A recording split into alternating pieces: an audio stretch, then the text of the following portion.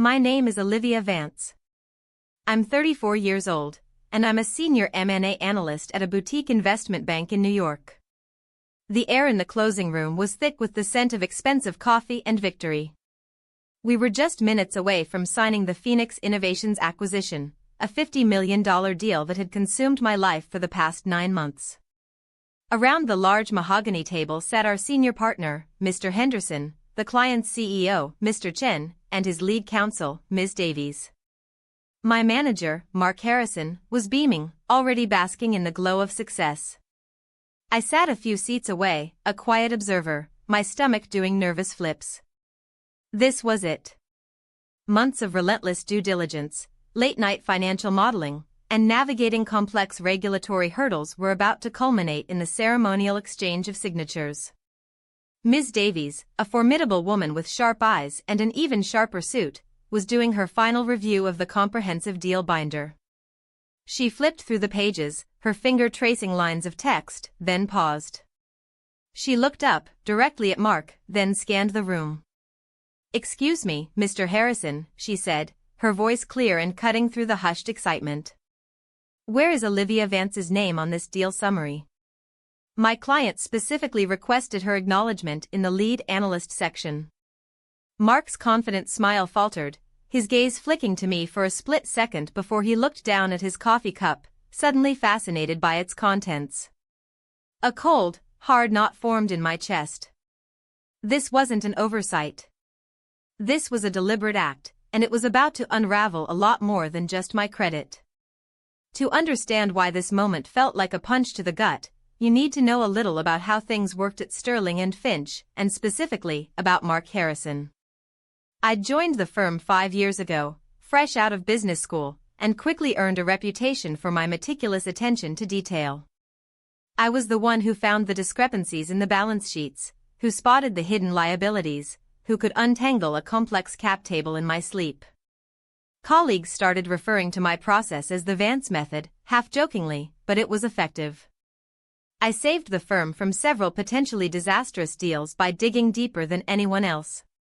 Mark, on the other hand, was all polish and presentation. He was charismatic, a master networker, and brilliant at schmoozing clients. He was my direct manager, and for a long time, I admired his ability to command a room. What I didn't understand yet was how adept he was at leveraging other people's work to enhance his own image. The Phoenix Innovations deal was a big one for the firm, and for Mark personally. He'd been angling for a promotion to partner, and closing a $50 million acquisition was exactly the kind of feather he needed in his cap. From the very beginning, I was the one tasked with the heavy lifting. I spent weeks preparing the initial pitch deck, running countless scenarios, and building robust financial models. When Mark delivered the pitch to Mr. Chen, Phoenix Innovations CEO, he was brilliant. But even then, there was a tiny crack in the facade.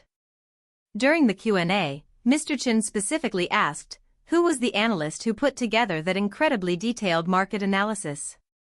I'd like to commend them. Mark had deflected smoothly, saying, my entire team is exceptional, Mr. Chen. We all contribute. It felt like a minor slight at the time, but it was the first hint that Mr. Chen, a man known for his sharp intellect, had noticed my specific contributions. As the deal progressed, Mark's behavior became more pronounced. He started excluding me from some client calls, citing senior-level discussions even though I was the primary analyst responsible for the deal's intricacies. He'd say, just send me your notes, Olivia.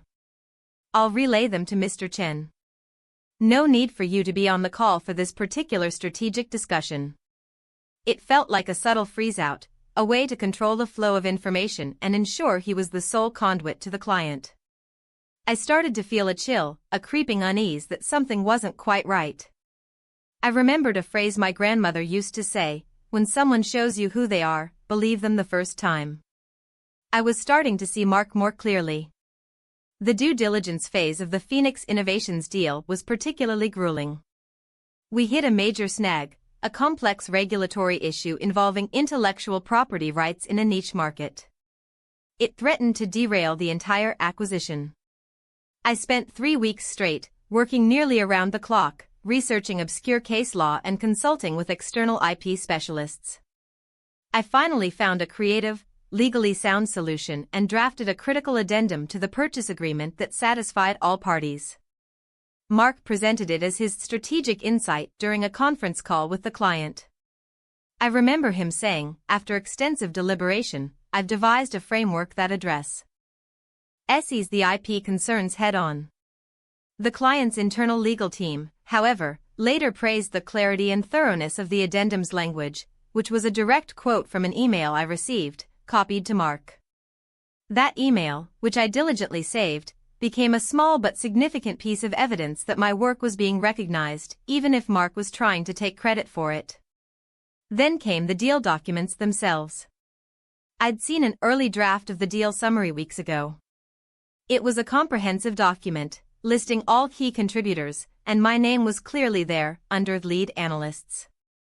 It was a small detail, but it was important acknowledgement for the hundreds of hours I'd poured into the deal. A week later, another draft circulated. This one was marked Final Review. I scanned the lead analysts section. My name was gone. Just Mark Harrison's. My heart sank. I walked over to Mark's office, the printed draft in my hand. Mark, I said, trying to keep my voice even, my name seems to have been removed from the deal summary. I was on the previous draft. He barely looked up from his computer. Oh, that? Yeah, legal made some final formatting changes. They just consolidated the senior leadership. Don't worry, Olivia, your contributions are understood. Everyone knows you're the backbone of this deal. He said it with a dismissive wave, but his eyes didn't meet mine. The knot in my stomach tightened. It wasn't just about credit anymore. He was actively trying to erase my existence from this $50 million achievement. He wanted this to be his deal, his stepping stone to partner, and he saw my name as an inconvenient truth. That was when the numbers stopped looking accidental. I realized Mark wasn't just a charming credit taker, he was systematically trying to diminish my role. He wanted to present this $50 million deal as solely his triumph. I started to prepare. I printed out the earlier draft of the deal summary where my name was present, dating it and making a note. I went back through my emails, specifically the one from the client's internal legal team praising my addendum. I found the initial request for proposal, RFP, from Phoenix Innovations, which explicitly mentioned seeking a firm with proven expertise in complex IP valuations and regulatory navigation. And I remembered Mark telling me Mr. Chen had highlighted my past work during their initial conversations. I didn't have access to every confidential document, but I had my own work product, my emails, and the firm's internal version control system which showed who had last edited which document. I made sure to save everything, not just on the company server, but also a backup on a secure, personal drive, just in case. I wasn't sure what I was preparing for, but I knew I needed to be ready. And then, the moment arrived. Back in the closing room, Ms. Davies' question hung in the air. Where is Olivia Vance's name on this deal summary? Mark, flustered, tried to recover. Oh, Ms. Davies, Olivia is a crucial part of the team, of course. Her contributions are invaluable, but for the final signatory page, we typically list only senior partners, and this is just a summary document. He trailed off, looking to Mr. Henderson for support. But Mr. Henderson, our senior partner, looked confused, then annoyed. Ms. Davies cut Mark off, her voice firm. No, Mr. Harrison. My client, specifically Mr. Chen, requested her name be explicitly acknowledged in the deal summary, given her instrumental role in resolving the regulatory hurdle. We're talking about the lead analyst section, not the signatories. We have an email from your firm confirming this inclusion. She reached into her briefcase and pulled out a printout. It was an email from Mark, sent weeks ago, to Mr. Chen, confirming that Olivia Vance, our senior M&A analyst, will be duly recognized in the deal summary for her leadership in the due diligence and regulatory resolution. Mr. Chen, who had been watching the exchange with growing concern, spoke up. He looked directly at Mark, then at me. Is there an issue, Mr. Harrison? Olivia's work was exceptional. We value transparency. The room went silent. This was it. My moment. I took a deep breath, the knot in my chest still tight, but now mixed with a surge of resolve. I stood up, calmly, holding the earlier draft of the deal summary I had printed. Mr. Harrison, I said, my voice steady despite the tremor in my hands, I believe this is an earlier version of the deal summary, from 2 weeks ago. My name was present here, as confirmed by your email to Mr. Chen. I walked over to Ms. Davies and handed her the document. She took it, her eyes quickly scanning the page, then she looked at Mark, her expression unreadable. Mark was speechless, his face a mottled red.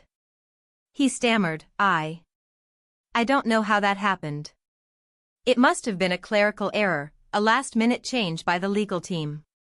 Ms. Davies, observing Mark's desperate flailing and my quiet presentation of facts, spoke again. Mr. Harrison, I think we need a brief recess before signing. Mr. Henderson, Mr. Chen, if you would join me, and perhaps Ms. Vance, we need to clarify this discrepancy. The deal, the culmination of 9 months of work, was paused. I was ushered into a separate conference room with Mr. Henderson, Mr. Chen, and Ms. Davies.